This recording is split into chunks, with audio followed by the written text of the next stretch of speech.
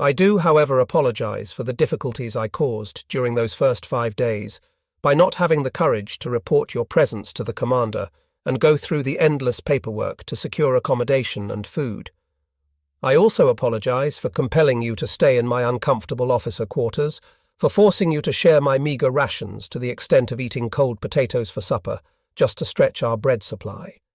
My dearest, not once was there a word or frown to betray your discomfort, and not once did you utter an accusatory word when, once the commander happened to learn of your presence, he not only laid on a sumptuous midday meal for you, but also arranged for a small flat for us both in the small house belonging to his staff. I vividly remember that first morning when you, in your grey London overcoat, took up a spot on the edge of the road about 500 metres from where we were training with the Panzerfaust, the one-man anti-tank weapon. It was desperately cold during those first few days, and I was relieved that you didn't catch a cold.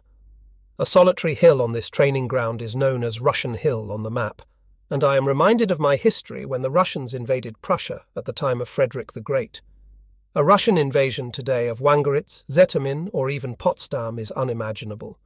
Were that to happen, my dearest, then my greatest wish would be for you and little Mary to be far away, perhaps back at Bridgefoot, and that all you have seen and experienced in the last few years be expunged from your consciousness. You should cast from your mind memories of the cheerful activity on the Wangeritz estate, the magical beauty of the Hitziger Road when the lime trees are in full blossom, the dignified elegance of the Sanssouci Palace, and the handsome architecture of the Zetamin houses, because those things will belong to an irretrievable past. Please forgive me for writing about such gloomy matters. Forget them and sleep well. Your W. Today, I made a sandbox presentation in front of a number of officers from whom I succeeded in discovering much about what is happening in different corners of the country. What is absolutely shocking are the demands we make on our new recruits, who for the most part are physically much less robust than their predecessors. Whereas our Romanian allies insist on 1 full year to train a new man, we expect the same from one of ours in only 12 weeks. The reason is, of course, quite clear. Whereas we are stretched to the limit in both men and material, the Romanians have a policy of doing everything to minimize their losses. On another occasion, I was invited to the monastery to witness the turning on of the first electric lights in the building, and it was during a free and open discussion with some of the brothers that I first heard of tensions with the Vatican, back in 1936 to 1938, and how through lies, persecution and arrest many bishops and pastors in Germany had been silenced. This was information a mere mortal like me was unlikely to have had, because to have talked about it would have certainly resulted in a visit from the Gestapo.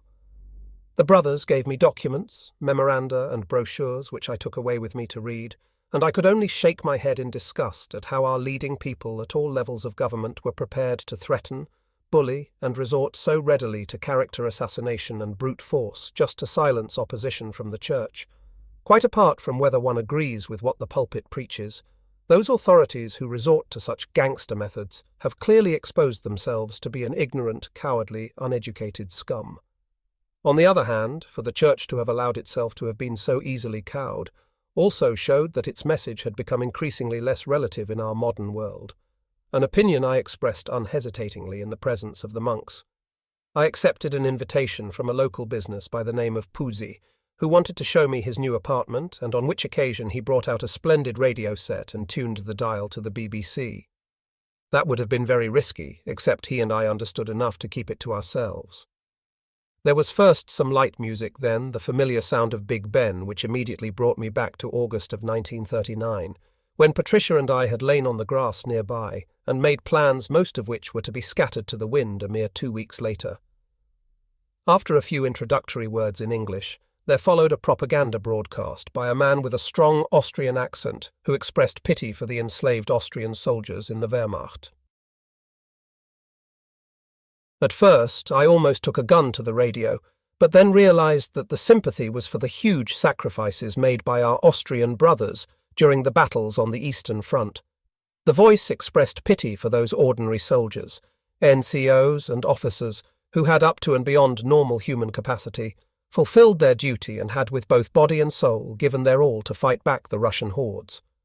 Even when the broadcaster called upon the Austrians to undermine and sabotage German efforts in the East, I immediately realized that listening to the BBC need not be punishable by death, because the words spoken were only likely to influence the most ignorant. The dignity of a crumbling, archaic and much ridiculed Austria had been restored following the Anschluss in 1936, and it had been felt that the tiny republic was unlikely to survive unless brought into the greater German family. All the mistakes and miscalculations made by Germany since that date could not conceal the fact that the Anschluss was a healthy, stabilizing event following the disintegration of the old Habsburg monarchy. Not once did the radio's heartfelt-sounding words refer to the Austrian people, who were as much a part of Germany as Scotland is to Great Britain, but instead they seemed to be laying the foundation for a fragmented Central European entity, such as had existed before 1870, and which England now appeared bent on recreating. I was deeply shocked by the depth of hatred coming from the BBC broadcast. Of course it was war, a mad war brought on by a foolish Germany, and which threatened to eradicate our corner of old Europe. What other frightful consequences will there be as a result of that short-sighted nationalism brought about by a small, sinister clique? A clique in the beginning perhaps more admired than truly hated, yet a huge effort was being made to stir up a deep hatred for all Germans of a kind we seem to encounter almost at regular 5-year intervals. Which way will the pendulum swing next when there is nothing but ice-cold hatred for us? Have not hatred and jealousy already once suffocated all sound judgment and led to discrimination and defamation of an oversensitive people? And are they not the seeds that led to the growth of the National Socialist anti-European stance? At the conclusion of the broadcast, I was so dismayed that I simply ignored Pussy, who wanted to show me a couple of boxes containing precious porcelain. He was a connoisseur and collector, and was very much afraid that his collection might be bombed or even willfully destroyed. June 5, 1944, the day before D-Day in the West. Today was a day that came with a pleasant surprise.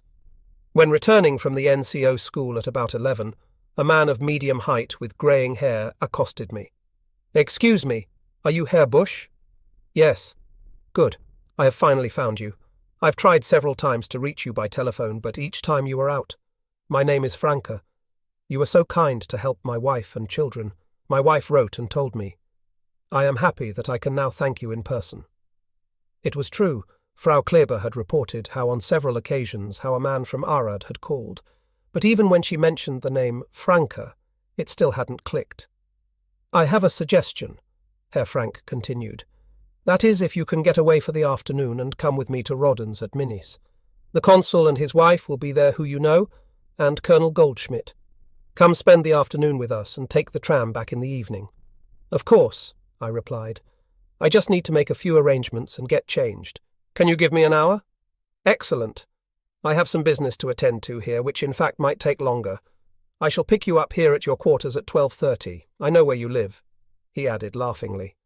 An hour and a half later, he and I pulled away in his car, gingerly negotiating our way over the many potholes. The Rodden family house lay just this side of the castle, about 300 metres from the road in a steeply banked gully. The house itself stood in the shade of half a dozen venerable chestnut trees which kept rooms and courtyard cool.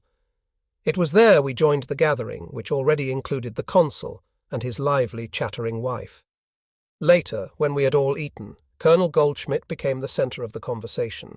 His deeply tanned face, his bleach-blonde hair and wide light blue eyes, such as one often finds amongst mariners, seemed to blend easily with his grey-blue uniform and the yellow four-cornered collar insignia. His words betrayed his East Prussian origins, when little by little he began to describe his experiences, beginning with the difficult and ultimately unsuccessful days flying over England and the Channel, over Malta and the final retreat from North Africa. He spoke of his deployment in the Oral region during the previous year, and finally how he had become head of a Luftwaffe training school here in Romania. His opinion of the young Romanian airmen was of interest. He described them as physically and mentally very capable, however many were such daredevils they had to be reined in. Indeed, we had already been witness to a number of wild airmen flying their planes under the bridge with mere inches to spare. While the car was bringing me back to Lipova, I had the powerful sense that what was happening on this continent was indeed an insanity. Here was Colonel Goldschmidt, a man who many a flyer would gladly follow through hell, who saw the human value of the officers and men of his training school, and yet, despite a deep sympathy for France and England, remained convinced that Hitler was the right man to lead Europe into a vibrant and meaningful future. Most people here were convinced that somehow forces would come to stop the Russians from entering their country. Others actually believed it would be better if the Russians were to invade Romania, while a third group believed an Anglo-American airborne division will drop out of the sky and peace will be made. There were, of course, amongst the many those who already knew that no European power was going to save them from the Russians, and rightly guessed that the Western Allies had all but abandoned Eastern Europe. The utter madness of it all could drive one insane. Today the invasion began. That report came from a very serious-faced Domne Andrescu, and this morning the news was quickly spread throughout the school.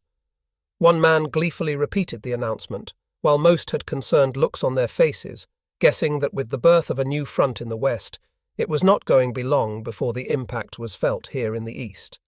While out riding with Colonel Petrescu, we spoke of the invasion, and he said he had received reports of the Allies having deployed huge forces with the most modern equipment and weapons, and that our troops were in for a rough time. At any rate, there was no denying the landing had succeeded, because over such a length of coastline there was no way of preventing it. The next few days will, however, be decisive. What he said matched the words of our commander at the officers' conference in Munich during the previous winter, who had said that an invasion was almost certain in the spring, and that it would succeed, and only in the interior was the outcome to be truly decided. It was felt that the reserve army should immediately be deployed, and yet we had to be prepared for an enemy-instigated inland revolt of 12 million foreign workers, the containment of which was surely to fall exclusively onto the shoulders of homeland garrisons.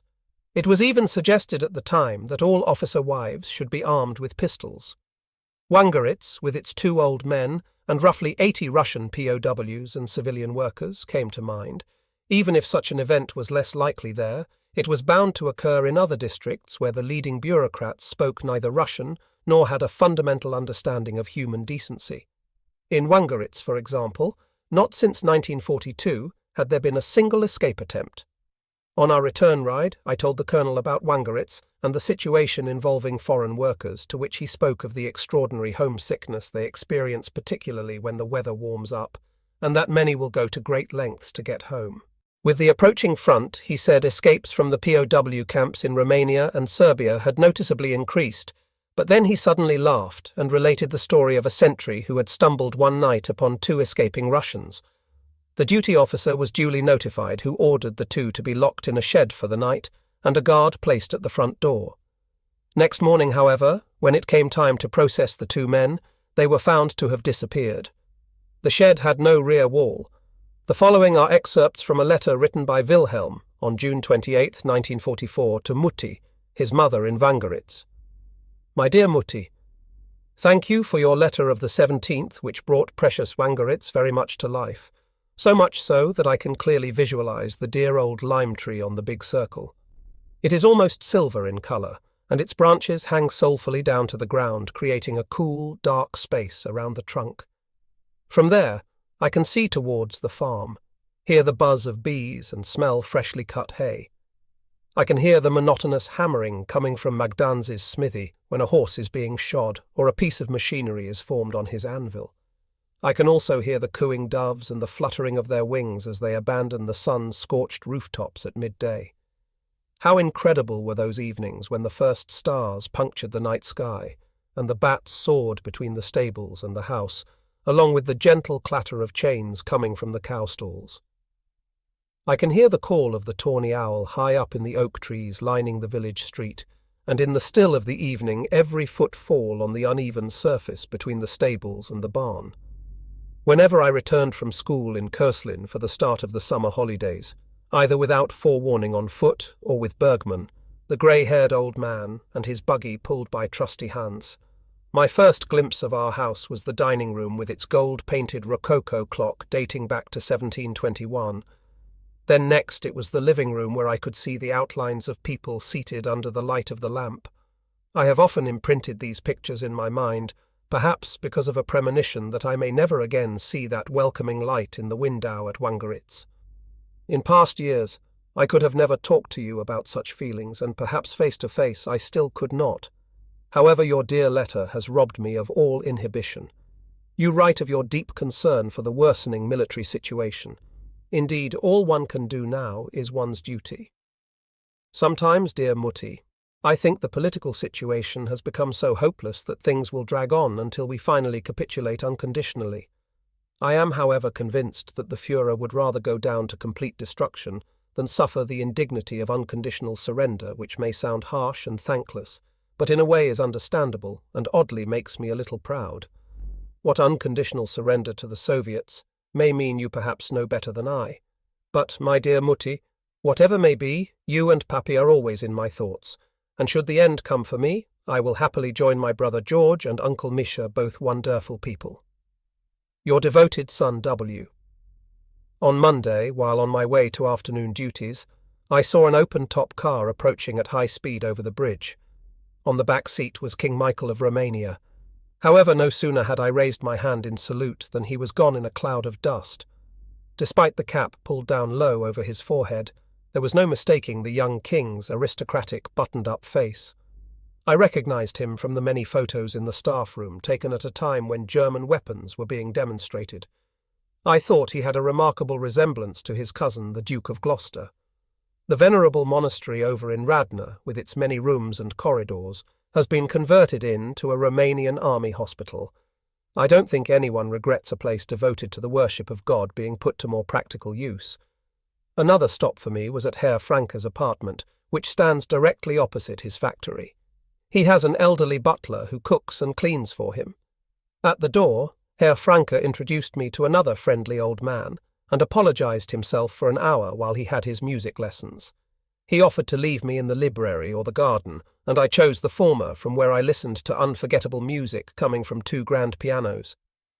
During the pauses, I could hear a few notes being played, a word or two, and then the tinkle of the keys began anew. For someone hardened by the sounds of war and unused to the sweet sound of music, I found myself relaxing and shaking off the overwhelming sense of doom. I was almost light-headed as my mind pushed back that all-too-fragile line that separates life from death. Brother George's face appeared before me.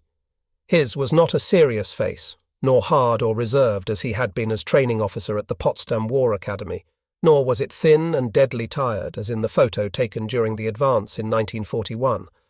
But instead, he had that familiar manly smile whenever he used to say, "It's okay, Mutti, don't worry yourself, everything will be all right." Then I saw Gutenka's face. He had been a first lieutenant and company commander when he died. Once upon a time an NCO, he had always been loyal, reliable and sparing of word. I saw again his firm jaw and thin mouth, and was reminded how he never flinched even when there was a close call, and how he always radiated an unwavering sense of decency. Lastly, the elegant and nimble figure of Arvid von Kruger came to me just as he was climbing out of his Messerschmitt. His face was lit up, and even more hauntingly handsome with his charming, boyish smile. What more did I know about him?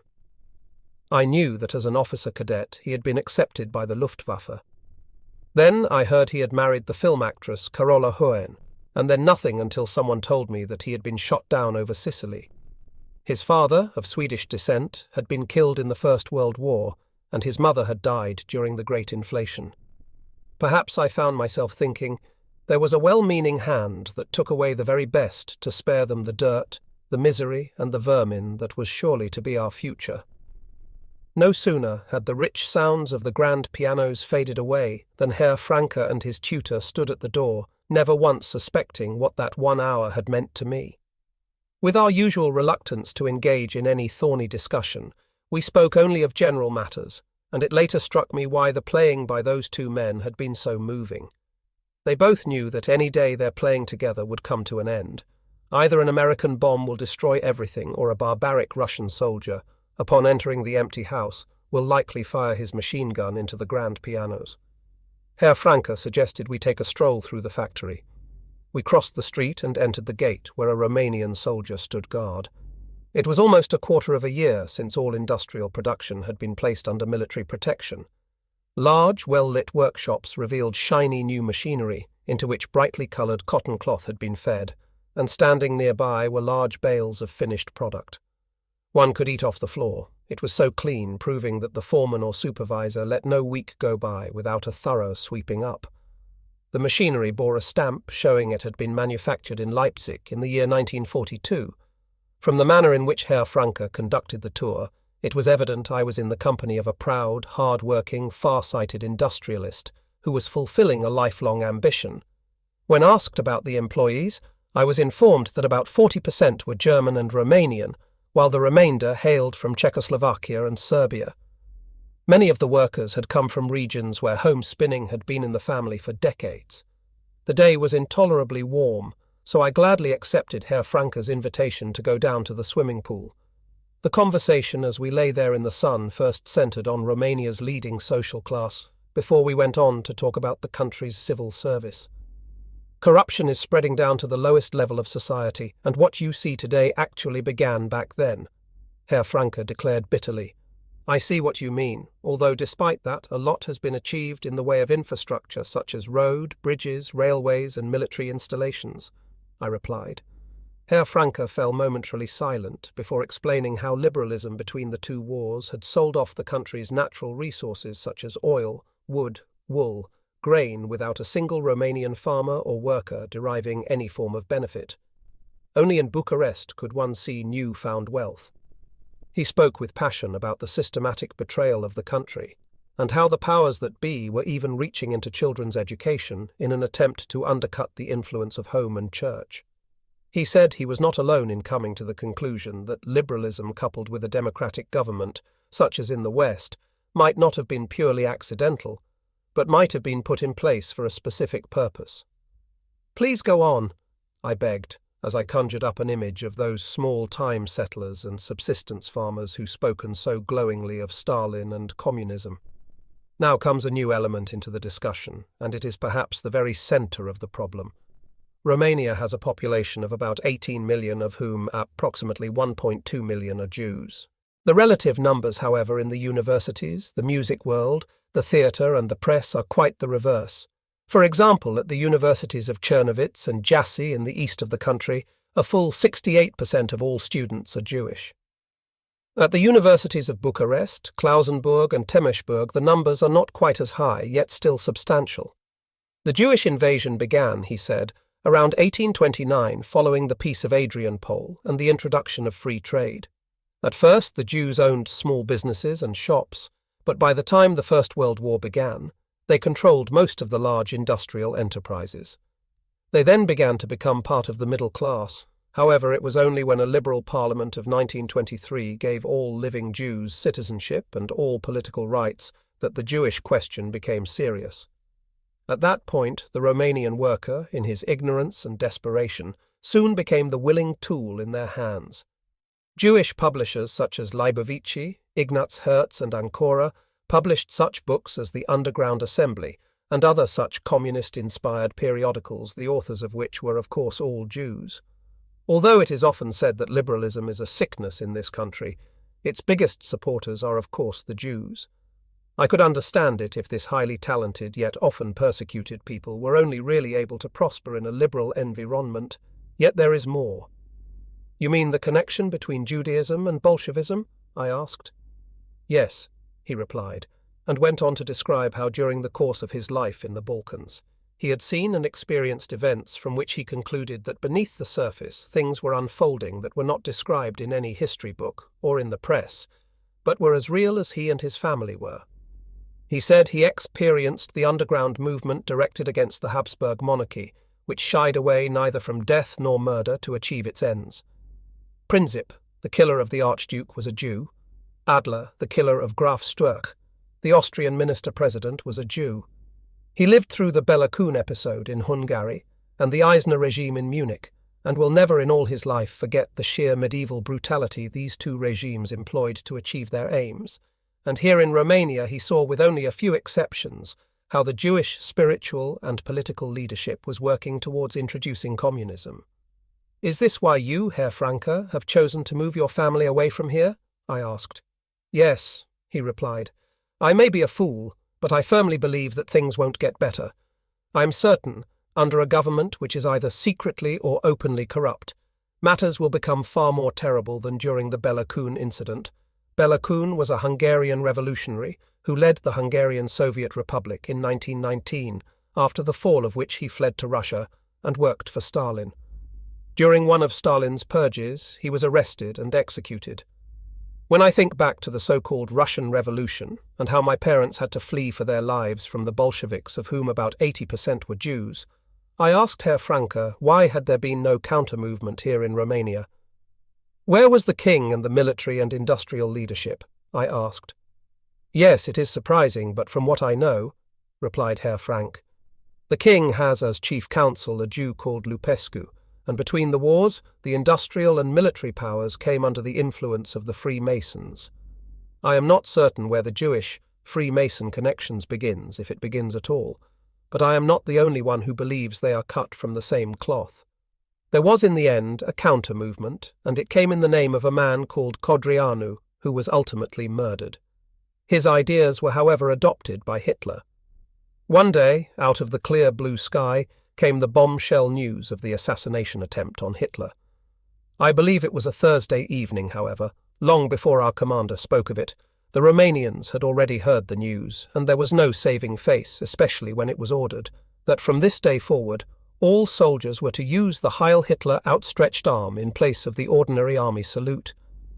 What the Romanian reaction was, I don't remember, but from the colonel down to the ordinary soldier, they treated us with extraordinary tact, and the training went on just as before.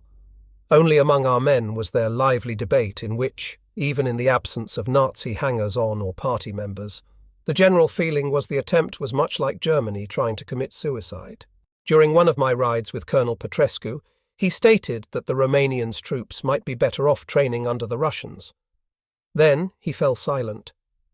Recently, giant German 6-engine transport aircraft had flown from the arid area towards the east, and I was astonished at how these vast, low-flying birds were able to influence the minds of simple country folk who expressed complete confidence in us, while on the other hand there were citizens who stated any blind trust in our military capability was bound to cause great disappointment. On moonless nights, another type of aircraft overflew us. These were darkened transport planes coming from the Russian front with supplies for the Tito's partisans. Not long after, in early August, the front actually reached the arid Lipova area. A messenger arrived to tell me that an enemy agent had been caught descending on a parachute, and I should come immediately. There was, however, nothing for me to do, as this was strictly a matter for the Romanians. Nonetheless, I went over to inspect the man and make sure that he was carefully guarded, but what happened to him after that I could not say. Only days later, when out overseeing an exercise with Colonel Petrescu, and, despite having failed to hear the airplane overhead, we spotted a solitary white parachute descend into the distant woods. The officers around watched in high agitation, but we soon realized that there was no way we could reach him in time, and that this agent would remain free to go about his dirty work. Over time, the Romanian battalion came up with more and more excuses for not carrying out our joint daylight exercises, and instead concentrated on nighttime maneuvers, directed at an invisible enemy coming from the Hungarian border, and it didn't take long to understand the significance. A Romanian about-turn was about to happen, which it did on August 23, 1944, also a Thursday. I had been on my way to Ususau for a planned company exercise, but upon getting there, all I found were a few officers sitting around drinking tea. The exercise had been postponed, they said. I was, however, ordered to oversee a machine gun training exercise, which was dutifully carried out before we all sat down to an extended luncheon. It was 4 p.m. when I finally rode my horse back through the unremitting heat of the afternoon to the Kleber house and handed him over to the stable hand. The moment when I slipped a lump of sugar between the animal's lips and lovingly stroked its neck will forever remain firmly fixed in my mind, and would become even more vivid as the years went by. Without my knowing, it was to be my final farewell to this soldier's life in the company of horses. In the house, a very pale Frau Kleber and Herr Andrescu broke the news that Romania had gone over to the Russians. That was soon followed by details of fighting in Bucharest, in the German embassy, the arrest of Marshal Antonescu, and the complete collapse of the German-Romanian front.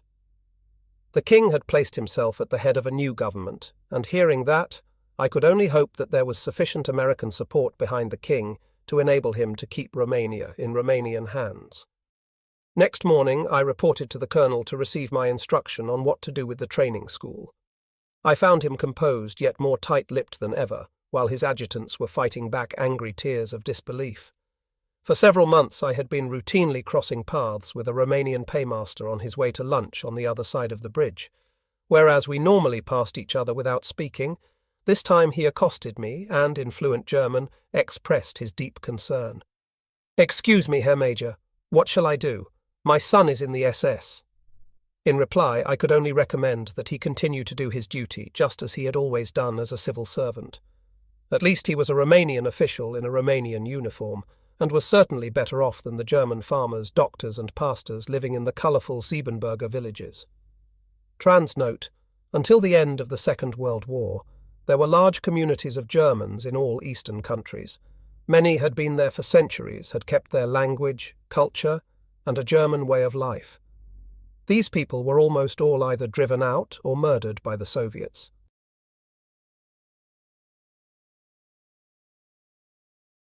It was the largest example of ethnic cleansing in modern times.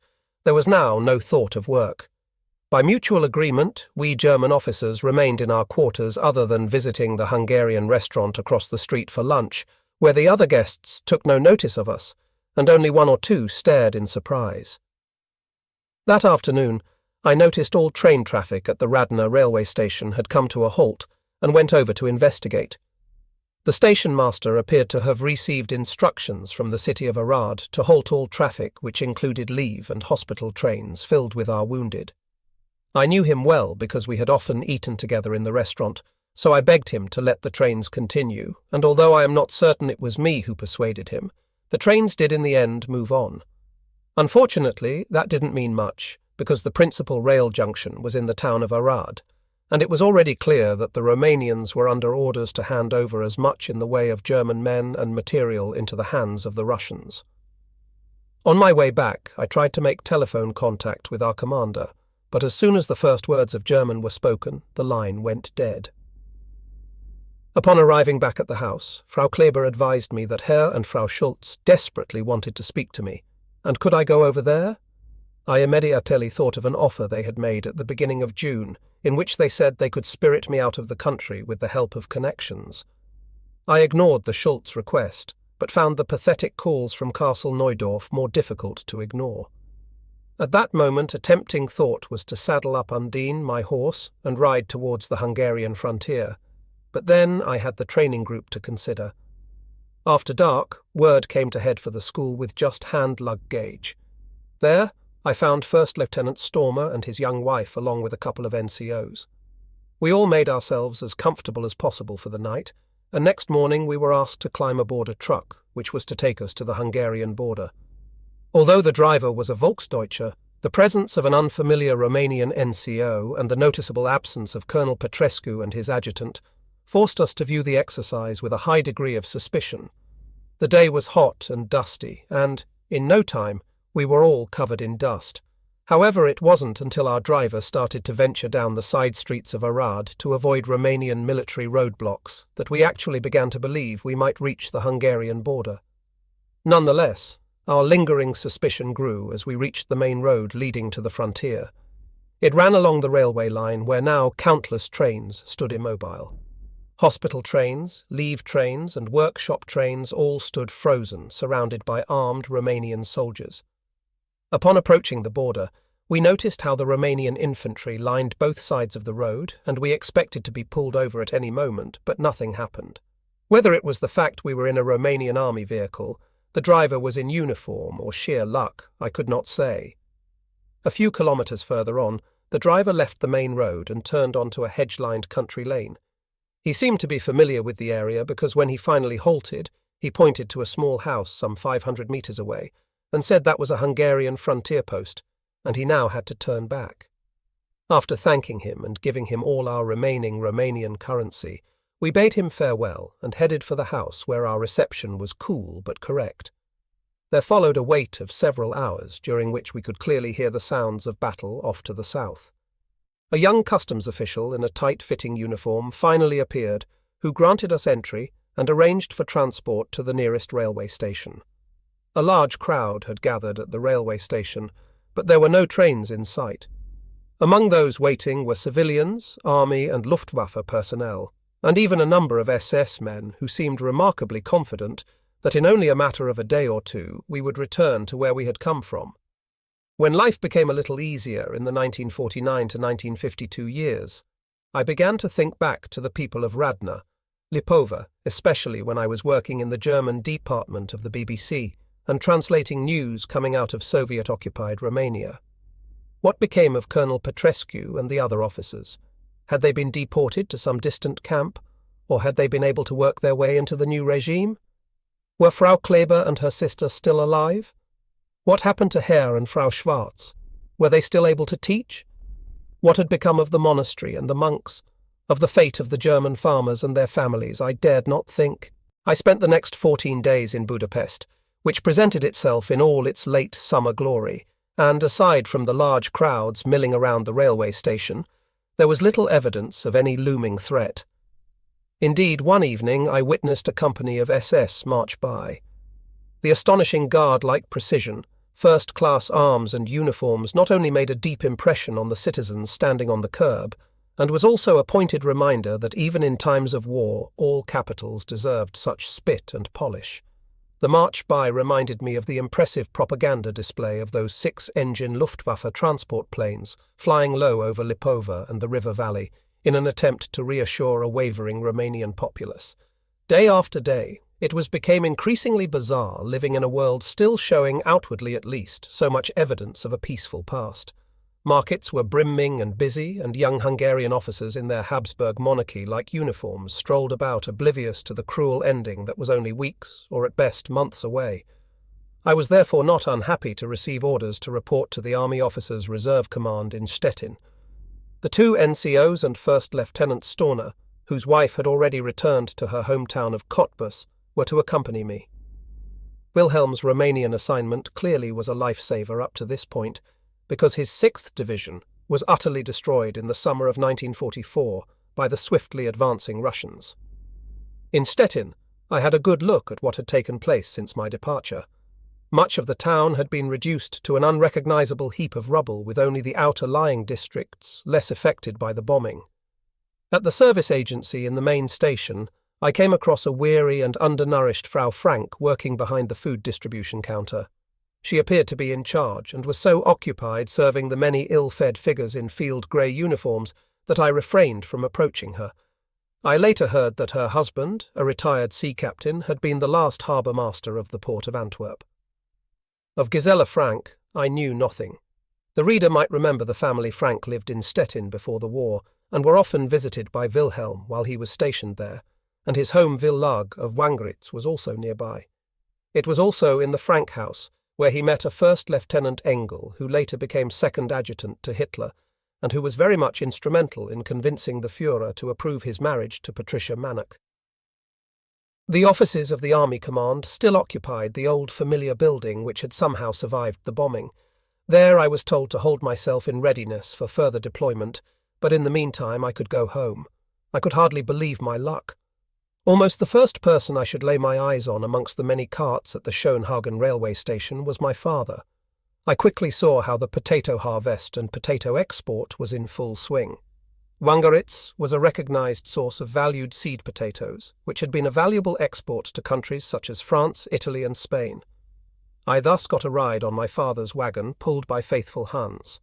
The village of Wangritz was the same old familiar picture, with the exception of some damage incurred during a heavy storm the previous November.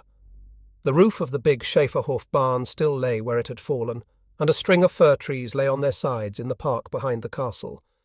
While at home, I assisted Patricia, who was already 7 months pregnant, in a thorough defleeing exercise which was followed by delightful walks with her and little 4-year-old Mary, and frequent drives with my father to all 4 corners of the estate. By now, however, I was looking around me as one who knew he was not likely to return, because there was nothing in the news to give encouragement or optimism. The Russians were already on German soil in the north of East Prussia. I remember a conversation I had with my father as Hans pulled the cart along a soft, sandy lane. Was there to be a fourth flight as refugees? The first for my mother and father having occurred from Biskalen in 1915, the second from Vladikaukas at the turn of the year 1917-18, and the third from Johanneshof in 1919. I had the powerful feeling I should firmly imprint in my mind every last detail of the place and the surrounding countryside, because I was becoming more and more certain there would be no coming back. On the 3rd of October 1944, I was given my new assignment, which was to report to the staff of 192 Division, a training division, stationed in Gnesen, which, like Stettin and Wangeritz, is today part of western Poland. On a late afternoon, I bade my parents, Patricia and little Mary, farewell, and in doing so, I took leave of Wangeritz forever. Because of rail connections, I had to spend a night in Stettin and stayed in a hotel not far from the station.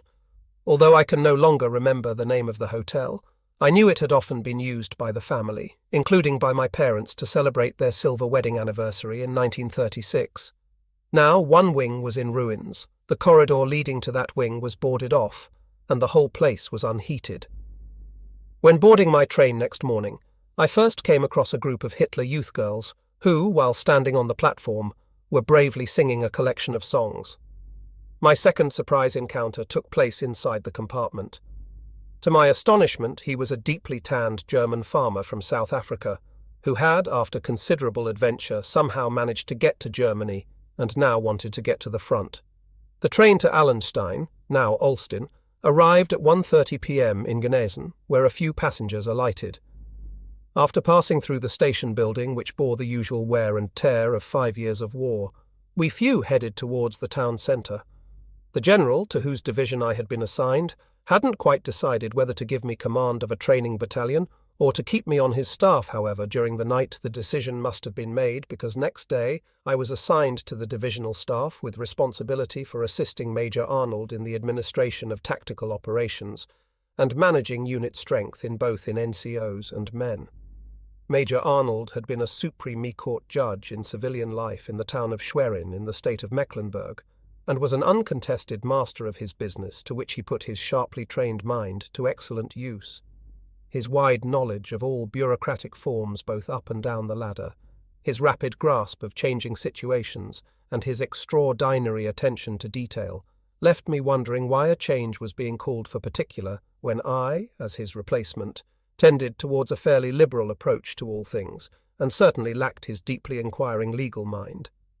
I feared that my taking over his job was likely to put the 192 Division at a disadvantage. At any rate, before he departed, I was determined to learn as much as possible from him. Even from my early days as a lowly lieutenant, I had developed a strong interest in tactical and operational troop movement, but as for keeping book on the numbers of assigned or transferred NCOs and men in and out of their training unit, that was all new to me. Happily, my teacher was generous with his time, and I soon realized that he was an authority to whom even the general himself deferred.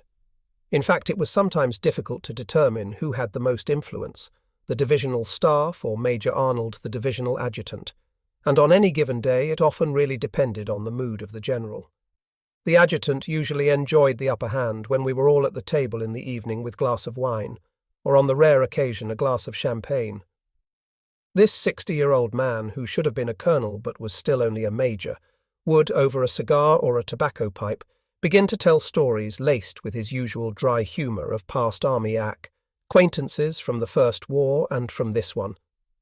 In colourful kaleidoscope, he described those who had become rich merchants, those who had since died, committed suicide, or had become successful staff officers. His anecdotes spared no one, not even someone with the rank of field marshal, and even when a few weeks later he began to repeat one or two, they lost none of their humour. Sensing he held the floor with his stories, Major Arnold would lean back and, in search of greater comfort, unbutton his tunic, something not even the general would have contemplated doing. When, in his office on the ground floor, however, he was a quite different personality, and made life for Private Fele or Sergeant Klung most difficult with his growling rants. A description of our staff would not have been complete without mentioning the divisional training commander, Captain Bibelja, whose speech and behaviour invariably betrayed his former job as headmaster of a girls' school in Rostock. Despite his 50-plus years, he seemed always to be youthful and alert. His long, thin face was dominated by a crooked nose and a pair of blue eyes always filled with laughter, and at the dining table he had the habit of teasing the general, which he accomplished with typical Mecklenburg, straight-faced humour. He was so adept that no one blamed the general for taking his remarks seriously, and for not knowing he was having the mickey taken out of him. Once he had the general on the hook, Bibelja would expand the joke, and I could see from the sparkle in his eyes that he was thoroughly enjoying himself. While Major Arnold usually began his day riding, something he was very good at having spent many years around horses, Captain Bibelja would jog around Lake Gnesen often with a cigar firmly gripped between his teeth. So with plenty of work, life with this group, life moved on week after week like a well-oiled machine.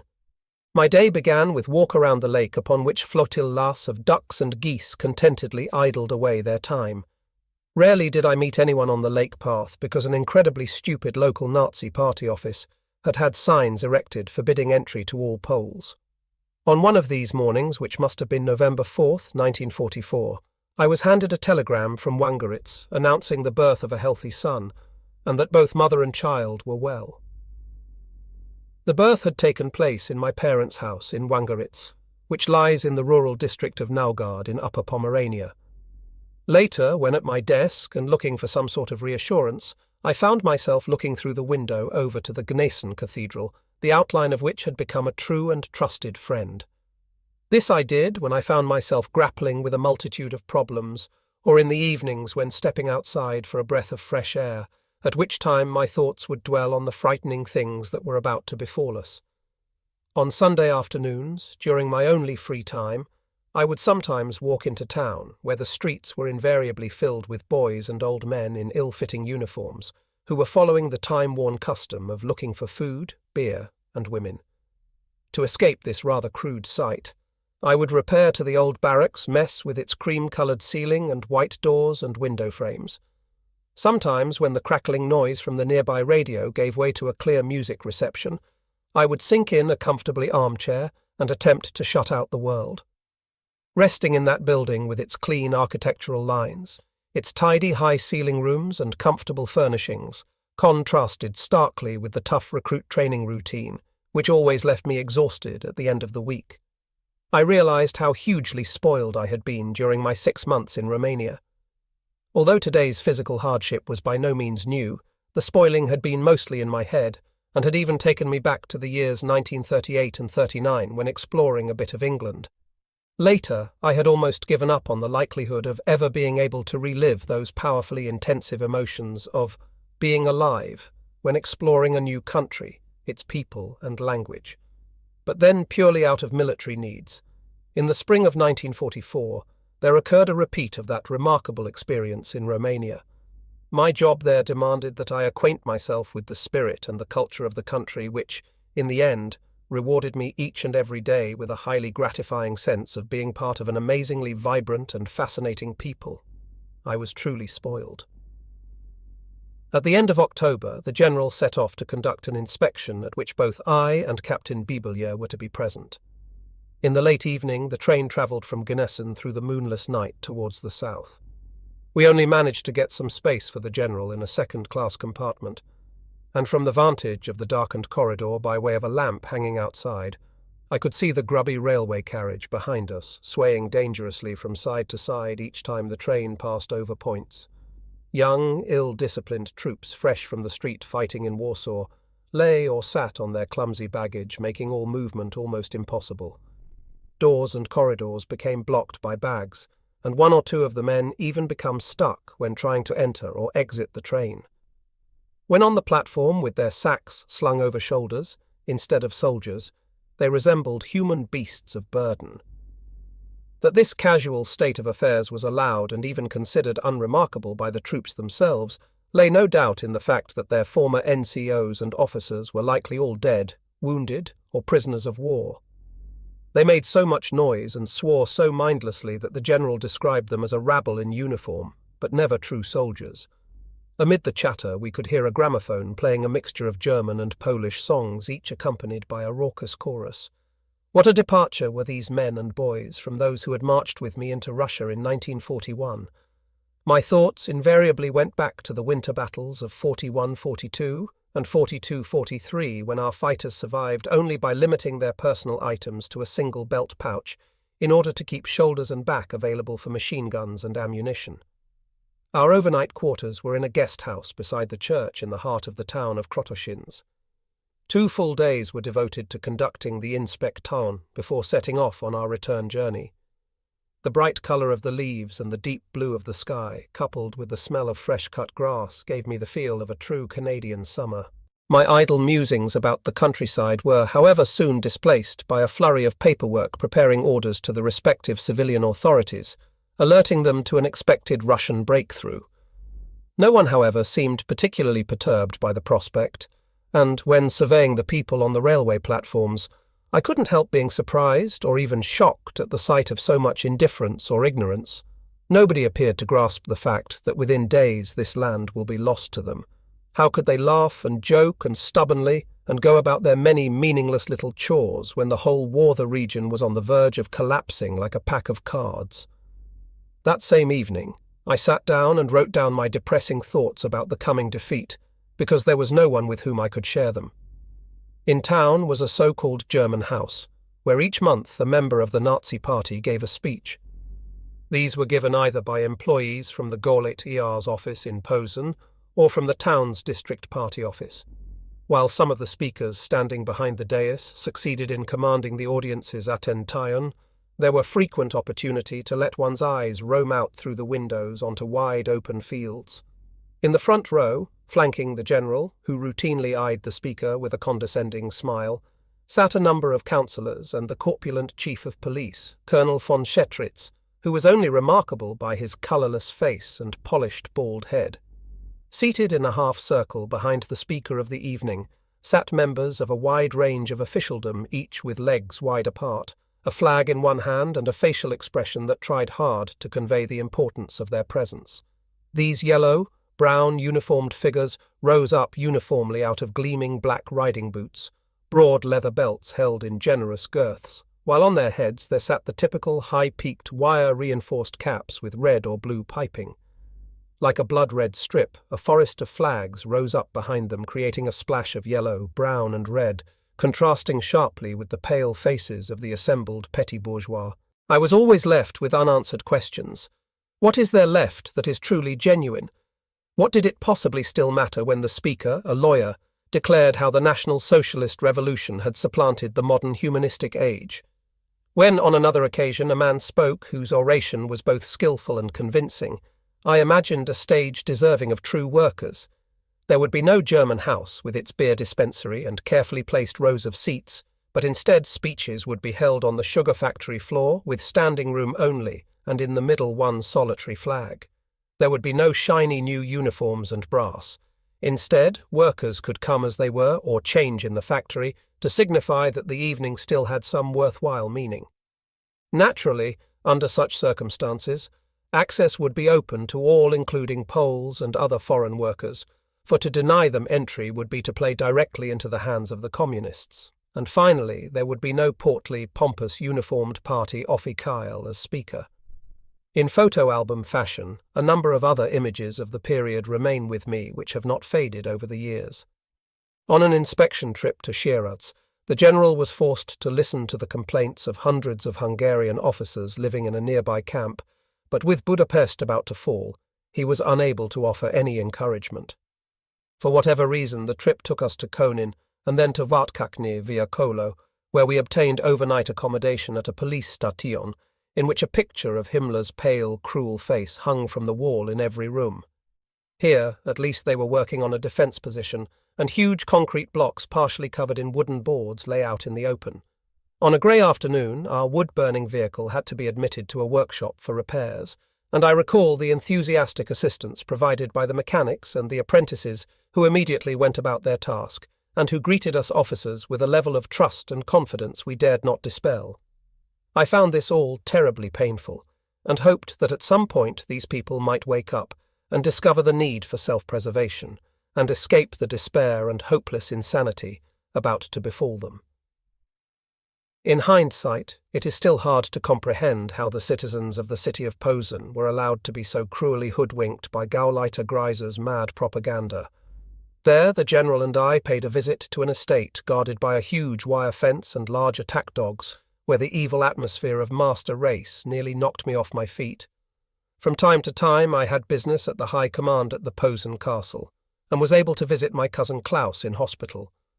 Shortly after my youngest brother Ernst volunteered for the tanks, 5th Panzer Division, cousin Klaus joined the airborne and in late summer suffered the loss of an eye on the East Prussian front. Unforgettable were the scenes of desperately fleeing refugees, especially at railway stations.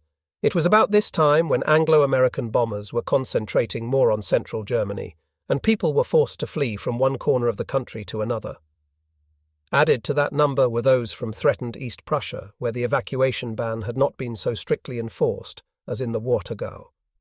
That was all in conjunction with the catastrophic collapse of the regional economies, which, despite 4 years of war, had been functioning astonishingly well.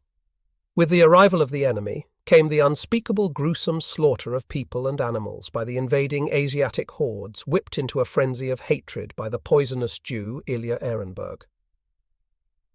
On the 12th of January 1945, I got word of a Russian breakout from the bridgehead south of Warsaw, during which the newly formed 6th Volksgrenadier Division, including my old 58th Regiment and many of my old mates, were completely wiped out. The 6th Infantry Division was Wilhelm's original unit, which was destroyed in the summer of 1944 while he was in Romania. The division was reformed under the name 6th Volksgrenadier Division. I can't remember exactly when we were ordered to be ready. It might have been the night of the 14th or 15th, but I do recall it was cold and clear. Sometime on the 15th, an ordnance officer came to me and reported that there had been a phone call from Patricia in Posen, in which she declared she would be arriving in Gnesen that afternoon. At the time, I was in the middle of organising transport and departure for all divisional units in the Gnesen area, so I was compelled to leave it to my batman or the ordnance officer to make the arrangements for her imminent arrival. This involved fetching her from the station, finding a heated room in the officers' quarters, and of course food for our 10-week-old Michael, a son I had yet to lay eyes on.